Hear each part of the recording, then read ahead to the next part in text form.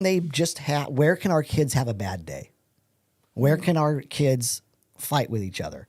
Because they ticked each other off. That's good. Right? And maybe kids squabbling at home is actually a sign of a healthy, accepting home where they feel like I can be myself. Welcome back to another episode of the On Purpose Parents podcast. Yay! Producer Chris is happy to be here. Oh my goodness. Yes, He's he is. feeling, So good this he's morning. feeling spicy. I'm feeling a little bit chilly. I'm a little bit cold. And Grace is feeling I think I'm feeling hungry. hungry. Okay, well, I'll Is tell that you a what. feeling? Sure. go get it. Okay. Sure, it's a feeling. It may not be an emotion, Yeah. but it's a feeling. Oh, man. I don't know.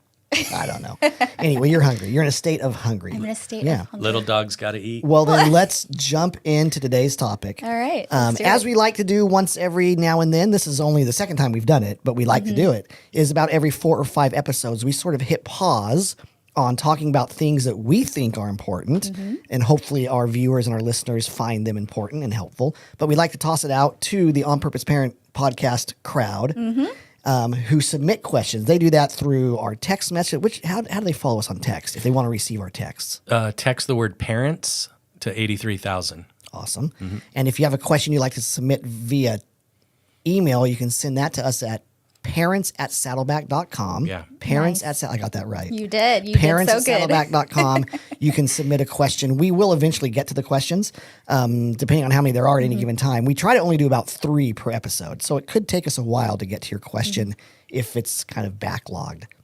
Right now, I don't think there's a massive backlog of questions, but there could be someday. And we do love getting questions because that is part of the heart of this podcast is not just to hear Kurt or I or Chris talking, but to have a community with our parents out there. Yeah, it's our way to make it sort of a conversation, right? Yeah. You submit something to us, and we get to talk about it, and hopefully, in doing so, as is our goal, is just we're not experts. None of us have degrees in this stuff. We're all parents in different stages of parenting. Producer Chris and I are kind of in the same stage of parenting, and Grace is in a totally different stage of parenting.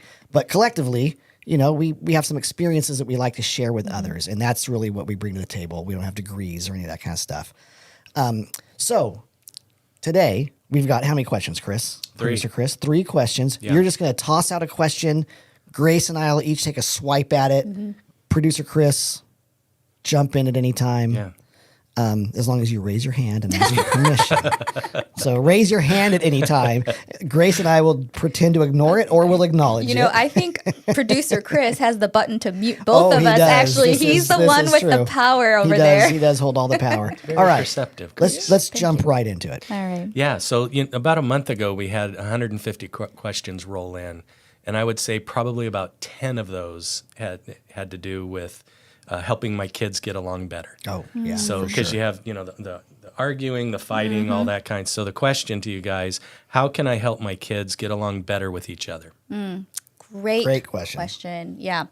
Well, I can take a first, what did you say, Kurt? Swipe at it. I do have 2 girls. They are 10 and 8. One is about to turn 11, so they're about 3 years apart. So that's the setting for my family situation. And one thing that's really helped me and still journeying through it. So as Kurt said, none of us are at that end state where we've said we've made it and, nothing else to work on. But something that's really helped me is practicing shepherding versus scolding. Now, that's a concept that I read somewhere recently, and it's actually really helped reframe and reshape how I think about the situation when my kids are fighting. Because when they're fighting, when they're bickering between each other and whining and, all that high-pitched sort of yelling back and forth, it is very easy to go into scolding mode. And I don't know if it's just me, but it's very easy for me to react in a way and say things like, guys, just stop. Like, stop fighting. Like, do you have to fight all the time? Like, just quit it. Just stop. That's basically what I say, It's like, just do it. Just get along. And what I've realized, if this is my only response, I mean, sometimes you just kind of, you're tired and that might be what you say. But if that's the only way that I'm responding to my kids, in a way, what I'm saying is they should just know how to get along. they should just automatically know how to be kind, how to be patient, and they are just willfully choosing not to do those things. And thus I just tell them, stop. Stop doing what you know you shouldn't be doing and do what you should be doing. But in reality, what I'm trying to remind myself and what I'm coming to really understand is learning how to get along with others is a skill. And just like any other skill, it requires practice. It requires training. It requires discipline. It takes patience, like learning some strategies, problem solving tools. It's not something automatic. Learning how to be interdependent isn't a natural thing. Right. Yeah. So if I start to view the situation in this light, the whole shepherding versus scolding start to make a lot more sense. And the way I view the shepherding mindset is that it almost expects kids will fight. Like it's going to be a normal thing, nothing to get really like super riled up about. And the shepherding mindset views it as a normal part of development. It's normal, it's natural, it's necessary. And when it does happen, it's actually a valuable opportunity to start practicing some of these skills as opposed to just saying, just stop fighting. So I'll just give one quick example. Recently, Karis has really, she's my almost 11-year-old. She has really started to enjoy the hobby of singing. And so she's done a couple like after school activity musicals and she loves it. So she will sing a lot in the house. And she doesn't have like a quiet singing voice. I mean, it's full. It is full and she's experimenting. And Sam and I think it's great. It's like, oh, how wonderful. You found a hobby that you really love. Zoe, my 8-year-old, not so much. She's like, oh my gosh. Every time Karis started singing, she would be like, Karis, stop singing. And then they would start bickering because they would be like, why do you always interrupt me when I sing? Or it's like, you're singing too loud. And my reaction has always been, guys, just stop.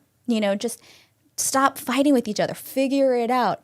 But what I realized was I was not very helpful. Like we would just be in the same cycle. They would fight and I would say stop. They would do it again and I would say stop. So what we tried was, okay, how can I better shepherd them instead of just scolding them? And so we sat down one time and we said, okay, Karis, what's your perspective on this? It's like, I really like to sing. Zoe, what's your perspective on this? It's really loud and it distracts me from my own thoughts. And so we came up with, okay, what are some expectations or ground rules that we can come up with that we could all agree on together? Karis, when you're in the shower, this is what they came up with. When she's in the shower, she can go at it. Like, no problem. Zoe, don't run in there and tell her to stop, which is what she was doing before. But in the car, Karis, you're sitting right next to Zoe. Maybe this is not the right time to be singing at the highest pitch or level. And it hasn't been perfect, but just even having a conversation like that as opposed to just adding to the shouting and scolding them has been really productive and helpful in giving something that they could latch onto that's active as opposed to just stop. Yeah. Well, what I love about that is, and this is an upside. Sometimes we forget that there are upsides to most things in life, right? Just like there's downsides to most good, all the good stuff has a shadow side that we have to pay attention to usually. And the tough stuff usually has an upside.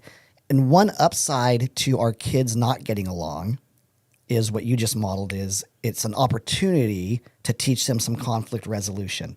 When you just say, stop, knock it off, get along, that's not conflict resolution. Right. But when you sit them down and say, okay, let's talk about this. What's your perspective? What's your perspective? How can we come to an agreement? That's classic conflict resolution 101 that you're modeling, and that is an upside to them not getting along all the time. A couple thoughts that came to my mind with this question, just real quick, was the first thought that came to mind is I would be interested to ask a parent who says that, because every parent's kids don't get along at times.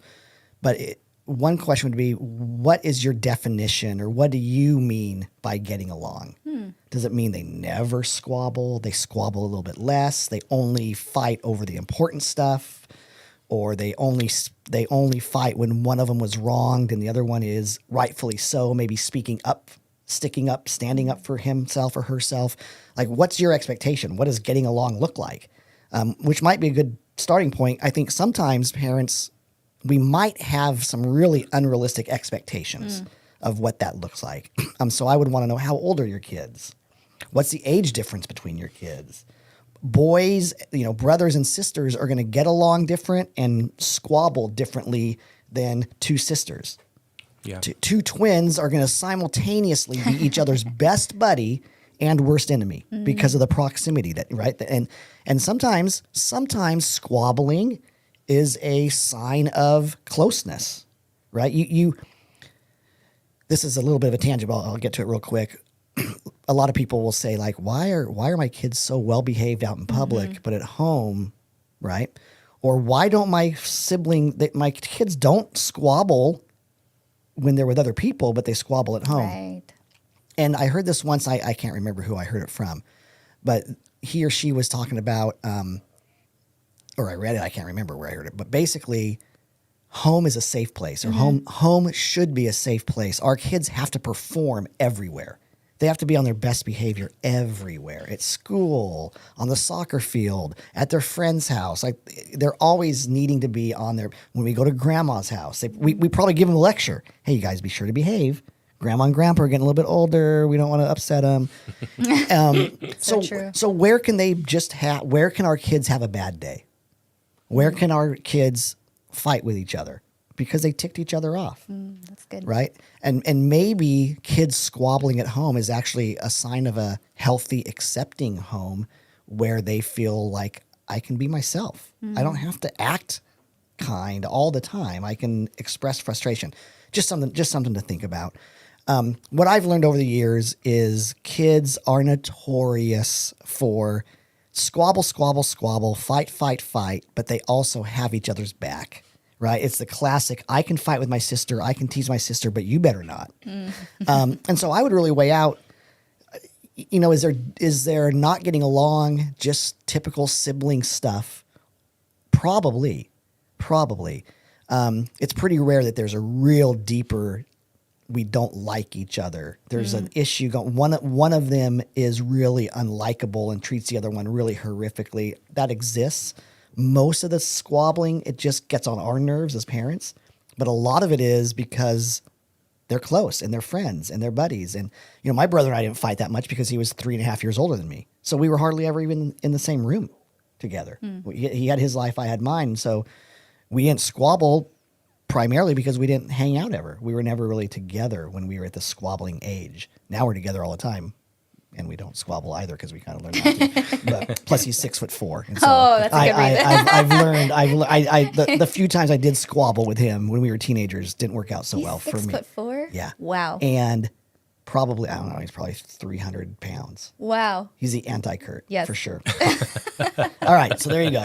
Next question. Well, I was thinking that our three kids, all out of the house, and they're like best friends right now. So good. And so looking back on how did that happen, I know Tina and I were very intentional about talking to them about being best friends and how important that is. That when they get out of the house, when they move, when they leave, that they would still be really close. And our kids have like a video chat together. They do that once a week. They do a lot they go on vacations together, like without the parents too, And I think the main thing with us was that we were intentional about communicating that to them and just kind of dealt with situations as they came up. So arguments were happening, bring them together and make sure that it was resolved and talk through different situations like that. But also cheer them on during, like when they're doing games or it's their birthday or they did really well on a test, we would all celebrate together, that kind of thing. So just trying to be intentional with that, with the idea that they'll be best friends when they move out. Kind of thing. And you want to teach them basic relationship skills. This is how you get along with people. This is how you treat people. This is how you talk to people. This is how you respond when your feelings are hurt. You want to teach them all of that stuff. And you got to pepper it with a little extra grace because they're with each other a whole lot. Yeah. And like Chris was saying, pepper it with fun too. I really like that celebration. Yeah. We talked about it a lot at our last one of our episodes about boosting the fun in family and how it's not just about fun, but there are all these other additional benefits. I think having fun as a family can really help with sibling relationships as well. Something to look at and think about. Yeah. We're going to go watch someone in the play. we're going to go watch Sister in the play and cheer her on. We're going to, things like that. All right, next question. Okay, second question. Am I a bad parent if I sometimes feel embarrassed by my child's actions? What if they aren't achieving as much as their peers? Say that one more time. Read it one more time. Am I a bad parent if I sometimes feel embarrassed by my child's actions? Yep. Awesome. This is one that you actually sent us ahead of time, so I wrote down some thoughts. And I'm just going to read what I wrote. I'm not even going to expound on them. Okay. I'm just going to read what I wrote and let them land where they land. And because then we can kind of move on a little bit. But I wrote this. First thing I wrote was a question I tried to ask myself in those moments when I was raising my kids was, would I feel like this if it wasn't my child? So if I saw another child behaving this way, would I feel like, oh man, those parents must be really embarrassed? If it wasn't my kid, would it bother me? 9 times out of 10, I had to answer no. If it wasn't my child, what they're doing would not be embarrassing. And so I just had to recognize that. Another thing I wrote down is quit comparing. Just quit comparing and start celebrating. A lot of the stuff that embarrasses us is stuff that is it's unique to them. They're unique. They're different. Yeah. They're cut out of a different cloth than we think they should be. When you compare, you lose. When you compare, you get embarrassed. Start celebrating what you can celebrate. Another thing I wrote down is, what did I write down? I can't even see.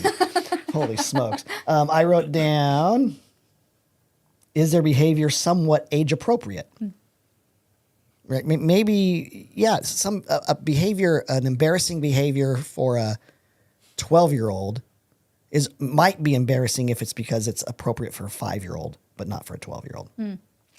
And a lot of stuff that's appropriate for a 12-year-old that might bother us as grown-ups is pretty appropriate for a 12-year-old. Right? Yeah, that's a good point. So like don't put your embarrassment factor set at 38 or 42. Put your expectation factor at 12 or at the age of your child. I said I wasn't going to expound, and here I am. No, do it. It's okay. good. Expounding is good. So is it age appropriate behavior? And most of the time, kids kind of usually behave at the age that they are. And as adults, we go, oh gosh, that's so embarrassing. Well, yeah, but he's 5. Yeah. Why is our identity wrapped up in how our kids acting when they're 5 years old? My quick example, as I don't expound, is I love my daughter and her husband. We have a 3-year-old granddaughter and a 2-year-old grandson. And they let them wear whatever the heck they want to wear when they go out of the house. My 3-year-old granddaughter dresses herself, and I'll tell you what, man, there's some stuff that she shows up wearing, right? She's got jeans under a tutu with a hoodie with mixed match shoes, but that's what she wanted to wear, and they let her wear it. And you see little boys in Batman costumes at the grocery store, and it's not Halloween. When we were raising our kids, I'm embarrassed. I don't want my son in a Batman costume in February. That's weird, right? But I love that my daughter and her husband are like, age appropriate, man. A 2-year-old, of course, he wants to wear Batman, and if he wants to wear Batman to the grocery store, let him wear Batman. It's no skin off their nose. I like that. Age appropriate. Such a good illustration. And then the last thing I wrote down is just, hey, P.S. everybody, kids embarrass their parents. It's what they do. Yeah. We signed up for it when we decided to have kids. Kids do embarrassing things. Kids make our eyes roll. Kids make our kids cause other people in the grocery store or at church or wherever to whisper behind our backs. That's just what they do. And that's okay. That's part of the gig. Do you think that parents embarrass their kids too? Well, yeah. Never. All day, only between the ages of 11 and 15. Oh my goodness. Those 5 or 6 years. Oh man, I'm entering that season. Yes. Oh, it's a good question. That's a good question. That's for another time. That's another episode, another podcast episode. Okay, Grace. Yeah, I think those are really amazing.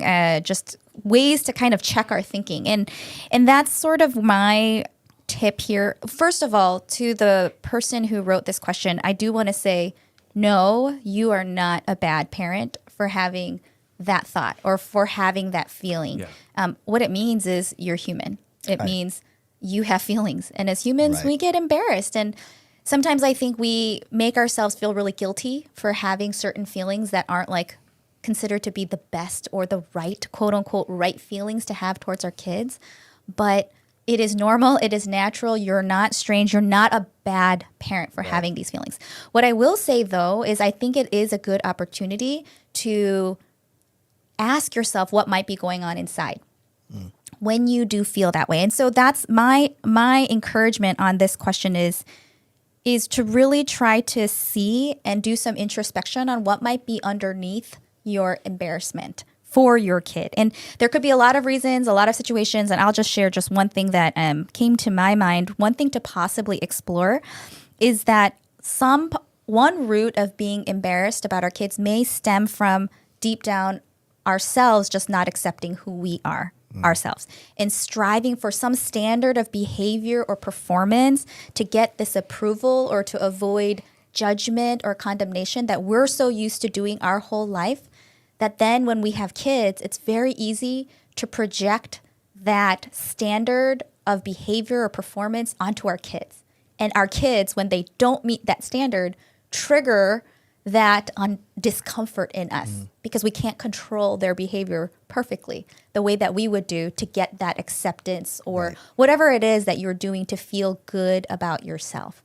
But when we can check that thought and really lean into the truth that we are wanted, we're valuable, we're accepted because God loves us and not because of anything we do, there can be a lot of freedom in just approaching the situation with our kids differently and maybe not such a trigger. Because I find that a lot of times we react to our kids almost like as a knee-jerk reaction to protect ourselves from that fear of judgment and condemnation. Yes. Good. So one light example I'll share is, so we were walking with our kids to school, and Zoe, my 8-year-old, is the spunky one, and she loves nature. And so she appreciates things, and she wants to share the beauty of nature with me. And she'll go into some neighbor's yard with their nice flowers and pluck them.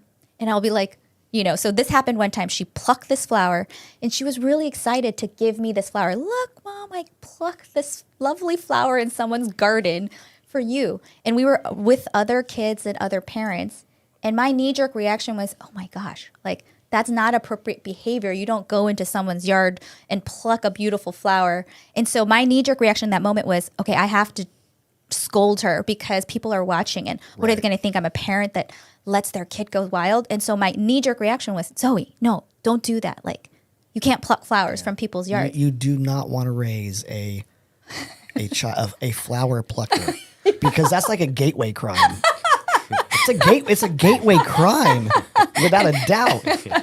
That's a good point. It's a good point. So that's exact. But when you say it like this, it becomes clear. But in that moment, it's a knee-jerk reaction. It's like that, oh my gosh, like what are people going to think about me? What kind of parent are they going to think that I am? And so when I reacted to her that way, I could just see her deflate. And of course, it is my right as a parent to tell her not to pluck flowers in a yard. I can do that. That's not the point. I think the point is, what is my motivation behind my reaction to my child? Right. And if I'm being honest in that situation, it wasn't to teach her. It was really to protect my image as a parent. Yep. And if I wasn't so controlled by that, my reaction could have probably been different. It could have been like, oh, Zoe, you're so sweet. You love nature. I love nature. This is wonderful. And then I could have also said, also, let's not pluck flowers from someone's garden because they may not want that and we want to respect that. And it could be a more clear-headed response as opposed to just a knee-jerk, what are people going to think about me?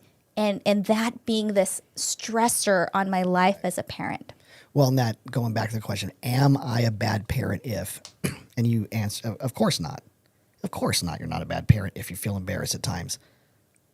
However, we are probably guilty of putting unrealistic expectations on our kids at times, which does not make us a bad parent. It just makes us not being as strategic and intentional in that moment as we probably should be. Mm-hmm. Yeah. All right, producer Chris, one more. Okay. Last question. How do I measure my success because I feel like a failure? It's a great question. It's a great question. I can take a first swipe I like that word. There you go. There you go. A first swipe at that. And Chris, you sent us this question too, and I was just thinking about it before coming in. It's a great question, but one thing I'll throw out there is it's possibly the wrong question to ask. Thank you for asking the question, but what I would say is maybe it's a question that distracts you from what's actually really important. Because I think that question, what it does, at least when I ask myself that question, is, am I being successful as a parent? It automatically creates this framework of a very rigid pass-fail mentality, like parenting is some test, and I need to perform and achieve a certain score, and that's when I'm successful. And then if I have that mentality, I will start to judge myself against that kind of thinking, like, did I perform well enough? Did I pass or did I fail? And again, that just kind of invites this environment of judgment and criticism and sort of discouragement. But I think the better, maybe more impactful question we could ask ourselves, and something that Sam and I have really tried to lean in on in terms of assessing our parenting, is, are we growing? Is there growth? When we look back to last year to where we are today, have we grown? Has there been progress?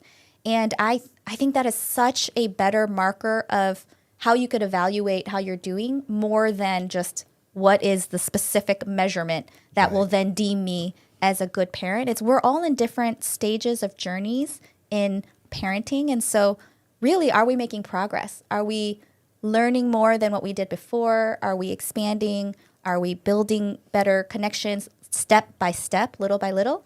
And if you can say that you are growing, you are learning, which involves messing up, learning from failures, all of that, then I think you are a successful parent. That's awesome. When I hear the word, am I a failure? To me, failure sounds like a final destination. Yeah. Once you're a failure, that's it. You're labeled a failure. That's the end of the road. You're done.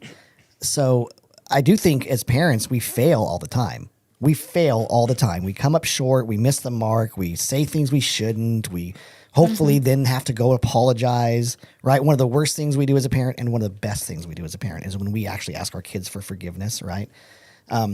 So, yeah, I mean, we fail all the time, but you're not a failure just because you fail. And the first thing that came to my mind, too, was don't quit measuring. Don't measure your success as a parent. It's a moving target. You're measuring it up against whose standard, what standard?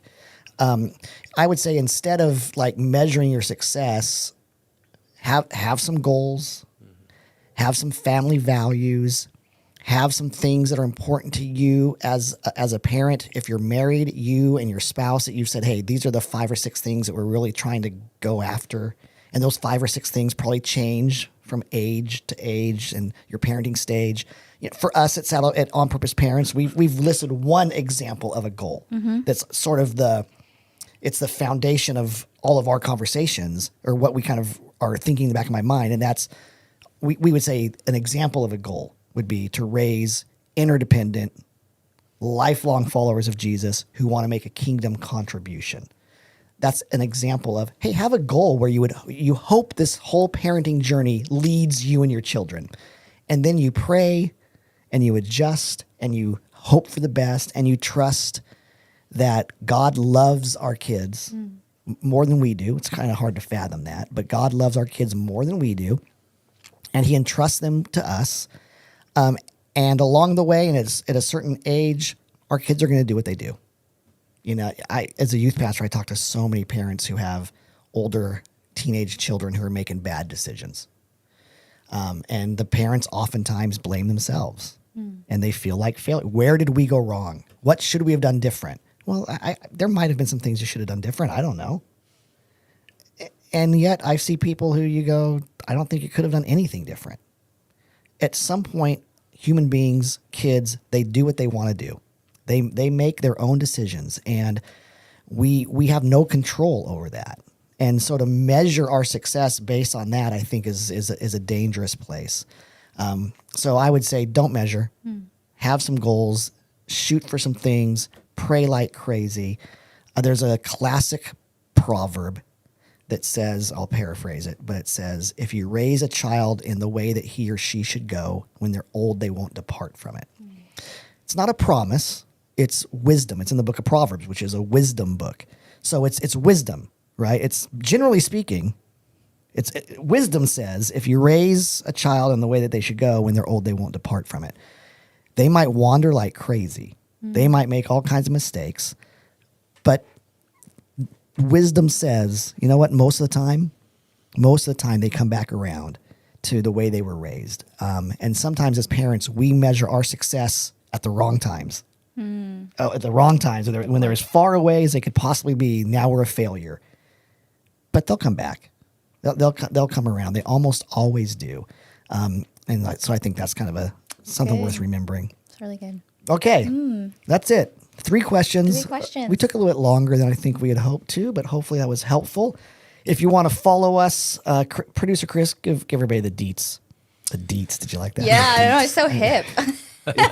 Is that hip? I don't know. I don't know why I said it. I don't know. I don't know if I know what's hip either. It was a hip when I was 17, probably. I'm not sure if it's still. All right, the deets. What are they? Yeah, so you can go to saddlebackparents.com, and we have a lot of resources there. A lot of you are probably watching on YouTube right now. And when you say resources, nothing's for sale. It's all free. It's all free. Yeah, we're not selling anything. Videos, blogs, articles, awesome. Resources. Yeah. Well, hey, this little podcast is picking up steam, so thanks for listening. Share it with your friends if they're Jesus followers, and even if they're not. Absolutely. Hopefully, we kind of give something for everybody, regardless of where they are in their spiritual journey. Thanks for joining us, and we will see you soon. Take care.